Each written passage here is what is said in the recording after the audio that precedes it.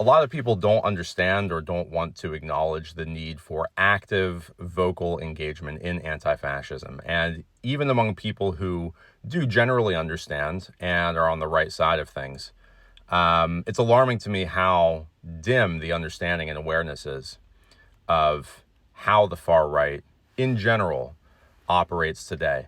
I made some videos talking about certain aspects of my process of de-radicalization, going from neo-Nazism to anti-fascism.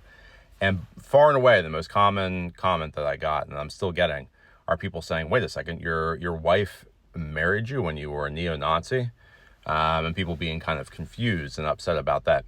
Look, a lot of you guys, both who are kind of inactive and apathetic, but also those of you who think of yourselves as actively opposed to fascism, a lot of you are kind of operating with this idea that these choices or these acknowledgements are going to present them to you very clearly in a binary.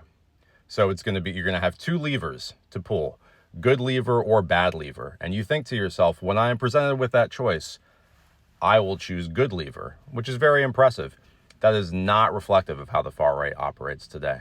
Since World War II, the project of the far right has been to repackage and reformulate all of these ideas, all of this push towards ethnic cleansing and genocide and patriarchy and homophobia and transphobia in new language, in new concepts, so that they don't seem like red flags right away, so that maybe they're more digestible to a mainstream public and they can travel a little bit more. I'm admitting to you now that I was a Nazi. I never or rarely made that acknowledgement when I was involved. Even privately to other neo-Nazis, these acknowledgements came often indirectly, often through humor. There was only ever in the most private settings, among the most trusted people, frank discussions of how we stood in some relation, in some political tradition, in relation to Nazis. But publicly, I never would have presented that way. Today, you won't hear about fascism. You'll hear about identitarianism. You won't hear about white supremacy. You'll hear people claiming that they are simply defending ethnopluralism.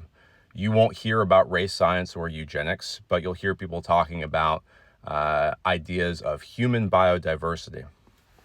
So when my wife met me, the red flags were not necessarily detectable unless you really knew how to pick them up. And it didn't become evident until it was kind of too late.